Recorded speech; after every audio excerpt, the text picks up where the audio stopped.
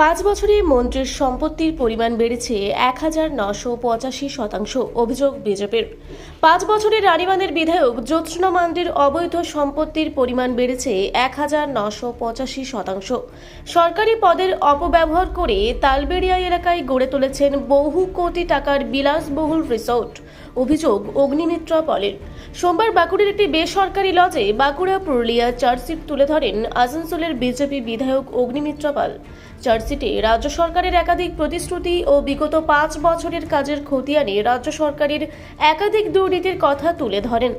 বেআইনি কয়লা খনি, কাটমানি, বাঁকুড়ায় রেশনে নিম্নমানের খাদ্যশস্য, 140 কোটি টাকার বাঁকুড়া ঝাড়গ্রাম 6 মাসের তৈরি রাজ্য সড়কের বেহাল দশা, জঙ্গলমহল এলাকায় বিশুদ্ধ পানীয় জল সরবরাহ থেকে স্বাস্থ্যকেন্দ্র প্রতিটির বেহাল দশা তুলে ধরেন তিনি।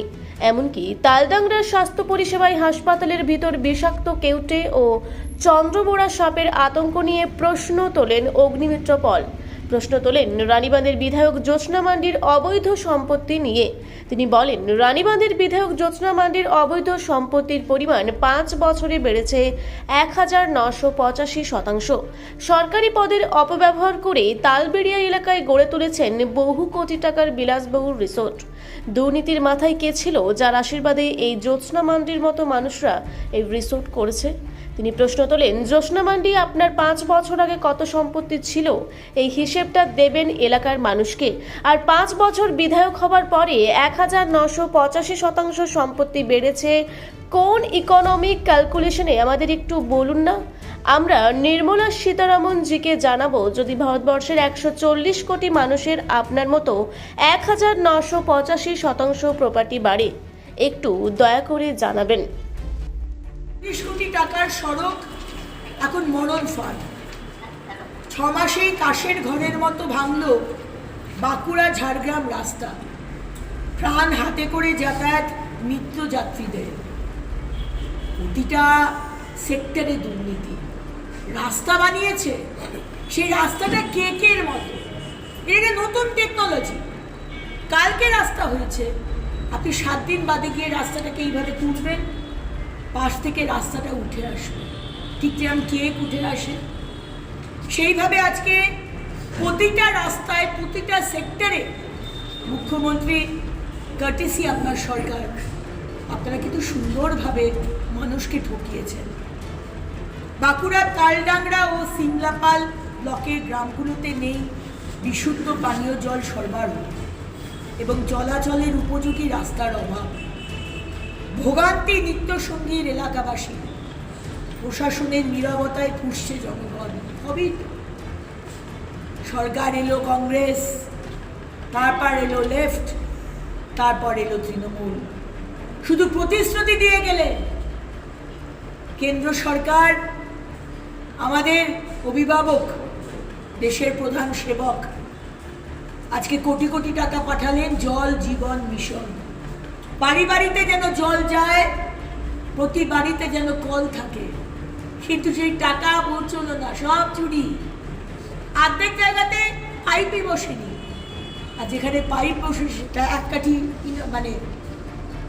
মানে উপরে উঠেছে, প্রমোশন হয়েছে। কারণ আমরা SSKM, NRS, যেখানে আমাদের ডাক্তারবাবুদের ধর্ষণ করা হয়, খুন করা হয়, সেখানে ওই খুনি, দুষ্কৃতী, রেপিস্ট ছাড়াও হাসপাতালের ওয়ার্ডে আমরা কুকুর আর বেড়াল অব্দি দেখেছিলাম। এইটা কিন্তু একটা দারুণ জিনিস করেছে তৃণমূলের যারা আছে, পুলিশ প্রশাসন, বিধায়ক, সাংসদ। বিষাক্ত কেউটে ও চন্দ্রবোড়া আজকে হাসপাতালের মধ্যে পাওয়া যাচ্ছে। দারুণ অবস্থা, দারুণ ব্যবস্থা। আতঙ্কে কাঁপছে গোটা ব্লক। হাসপাতালের চারপাশে বর্জ্য ও নিকাশির অব্যবস্থাপনায় দায়ী কর্তৃপক্ষের শীত ঘুম ভাঙে না। কাজ করে মমতা ব্যানার্জি, আপনার সরকার 15 বছর কাজ করেছে। জায়গায় জায়গায় কোনোদিন, সামান্য কথা বলছি, নালি পরিষ্কার হয় না। আপনার কাউন্সিলর, আপনার পঞ্চায়েত মেম্বার ধরেই না যে নালিটাকে পরিষ্কার করানোর দরকার। অন্তত সপ্তাহে একটা দিন বাড়িতে এসে নোংরাটা নিয়ে যাবে, রাস্তাগুলো ঠিক হবে, জল সরবরাহ করতে হবে। এগুলো যে কাউন্সিলরের কাজ, পঞ্চায়েতের কাজ। তারা মনে করে তাদের শুধু সিন্ডিকেট চালানো হয়। সিন্ডিকেটটাও চালাতেন, তার সাথে সাথে মানুষের জন্য কাজটাও করতেন। কিন্তু এই 1400-1500 টাকার শতাংশ প্রপার্টি বেরিয়ে হয়েছে, ইনক্রিজ হয়েছে। 5 বছর আগে কি প্রপার্টি ছিল একটু জানাবেন? কিন্তু কাজের বেলায় লবডঙ্কা। হাসপাতালের মধ্যে কেউটে ঘুরে বেড়াচ্ছে, তার কারণ চারিপাশে ময়লা এবং পলিউটেন্ট, সেগুলো কোনোদিন পরিষ্কার করা হয় না। প্রতিশ্রুতি সত্ত্বেও হাসপাতাল হয়নি, পথেই মরছে রোগী। বছরের পর বছর পেরিয়েও অধরা মানবাজার সুপার স্পেশালিটি হাসপাতাল, শুধু অধরা মানবাজার কেন, আজকে 42টা super speciality hospital. Mamata Banerjee super speciality হসপিটালের মানেটা কি একটু বলবেন তো?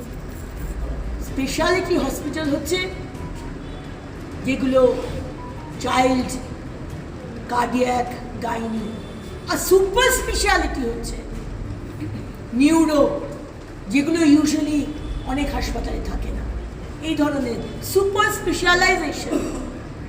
আপনি 42টা সুপার স্পেশালিটি হসপিটাল করেছেন।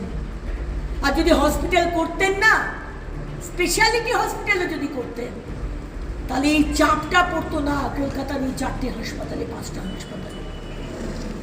প্রাইমারি হেলথ সেন্টারগুলো অকেজো, জেলার এই নামকা বাস্তে super speciality hospital, it's a complete farce.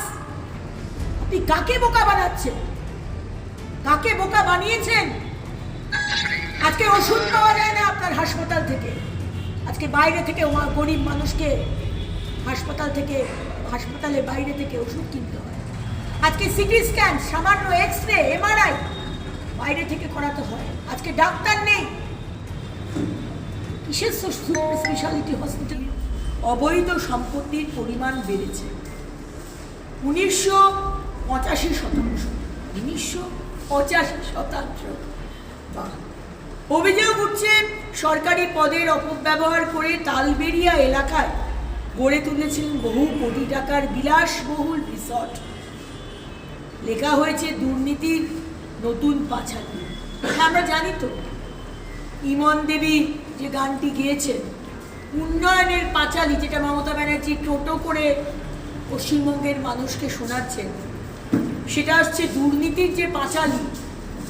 এবং দুর্নীতিগুলো মাথাতে কে ছিল, যার আশীর্বাদে এই জ্যোৎস্না মান্ডির মতো মানুষরা এই যে রিসোর্ট করেছে।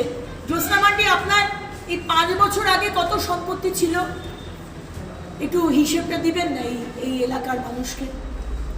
আর 5 বছর বিধায়ক হওয়ার পরে 1985% আপনার সম্পত্তি বেড়েছে কোন ইকোনমিক ক্যালকুলেশনে?